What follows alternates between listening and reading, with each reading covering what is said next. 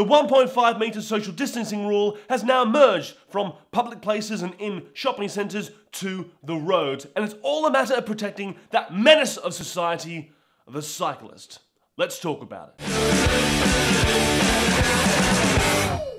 Hi guys, I'm JNewtz, welcome back to the channel. Now before I get started, do me a favour, do yourself a favour, click subscribe and ring that grey notification bell so that you know every single time that I make videos. Now, let's get into this. If you live in Victoria, Australia, and you drive a car, you fall under the rules of Vic roads. And today, Monday the 26th of April, there is a new rule, a new law for you to follow. And it's not to protect you, not to give you more rights. No, it's to take away your rights and protect the fucking cyclists. That's right, that menace of society that we have all grown to absolutely loathe.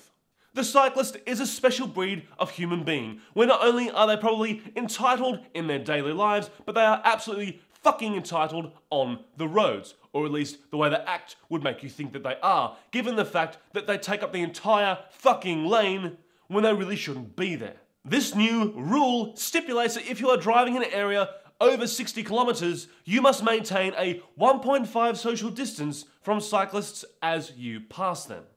Now, granted, of course, you don't want to have a murder charge on your hands or even just a road accident. Nobody really wants that. But I think this is now a step too far. We are definitely giving cyclists more fucking advantages, and we are taking away the rights of drivers. And really, who deserves to have more rights? Let's think about this. If you drive a car, a truck, a bus, or a heavy rigid vehicle, you have started from the bottom. You started learning how to drive a car. You and your parents had to pay for driving lessons. You or your parents had to pay for you to sit your driving exam. Once you got your license, you were on a probation for a period of a few years. Whenever you buy a car, you need to register that car. You need to pay to register that car. You need to pay for your license. And every few years, you need to pay to renew your license. And every year, you also need to pay to renew your registration for your car. In return, you are basically given the right to drive that vehicle legally on the road anywhere in Victoria, in fact, anywhere in Australia. That is what you get for your money. But I'm possibly sounding biased now, so let's talk about what happens with cyclists. As a cyclist, you spend money on buying your bicycle. You then accessorize it with things like helmets, because that is of course the rules, and then you get all the other things like the water bottle, maybe a silly old watch, and lycra, which makes you just look like a sperm riding a bicycle. It's not flattering. You then... well, that's it actually. That is basically where everything stops. All you need to do is buy that stuff. You do not need to register your bike. You do not need to get your bicycle license. You do not need to pay a yearly registration fee to use a road. You do not need to pay a yearly license fee to renew your cycler's license. You fuckers have got it easy and you've got it cheap. And yet, you decide to hog the roads, and when motorists come up behind you, swerve past where they can't get into the other lane, you have the audacity to abuse them. How is this fair? And now, this new road rule gives us drivers, the people who pay to be on the roads, it gives us less rights around you fuckers. Now, I get it. We need to make sure that on the roads, we are taking care of one another. People who are driving trucks, driving cars, riding bicycles, even people who are walking across the street. It's all about safety after all. However, cyclists, you really have become the wart on the genitals of the road. I can't put you any lower than that. You are the hemorrhoid on someone's bottom when they try to wipe their ass. And if you're a cyclist who's thinking to yourself, wow, JNewtz, you're coming across as a very self-entitled arsehole right now, well, perhaps you better look at your own fucking kind. And ask yourself, why do motorists feel this way about us poor cyclists? To begin with, you don't ride to the side of the road, you ride in the middle or in the last third of it.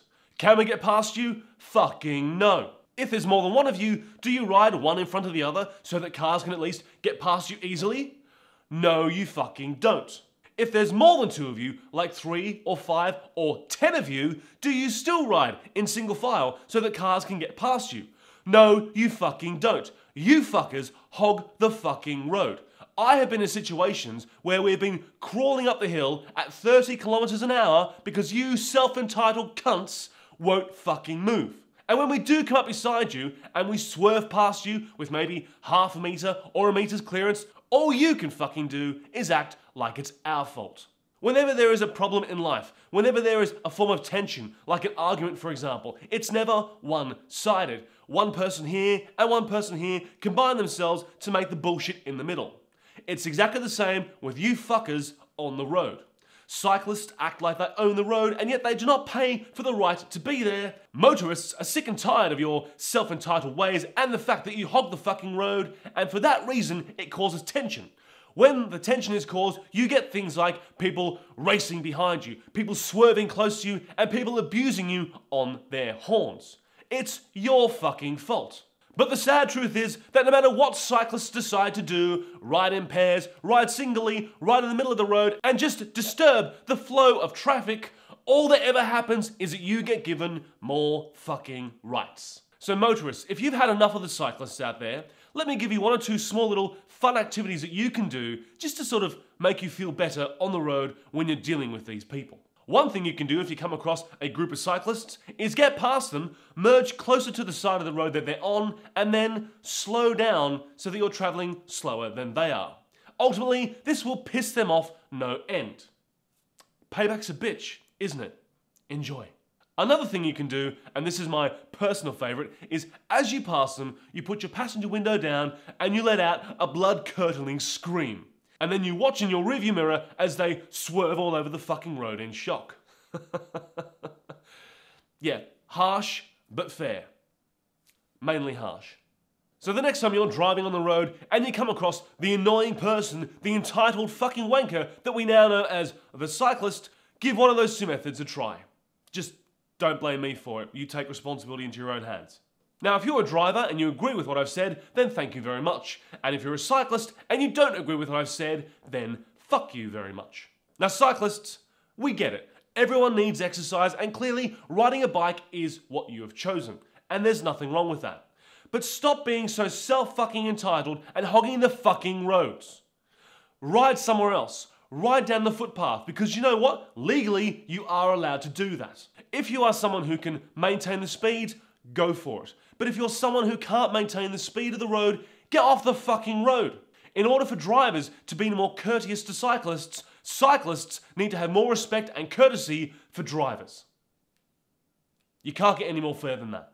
Well, there you go. I'm sure that's divided us completely between normal, sensible people and cyclists. And if you are a cyclist and are offended by this video, then get the fuck over it. Do me a favor.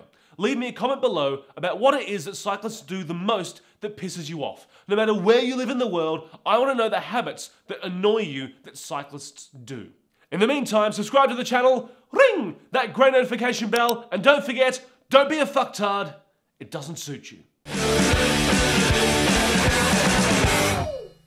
What does a semi-trailer and a pack of cyclists in the same location have in common? Pancakes. No, that's not mean. Yeah, they get right. Deal with it. Fuck off.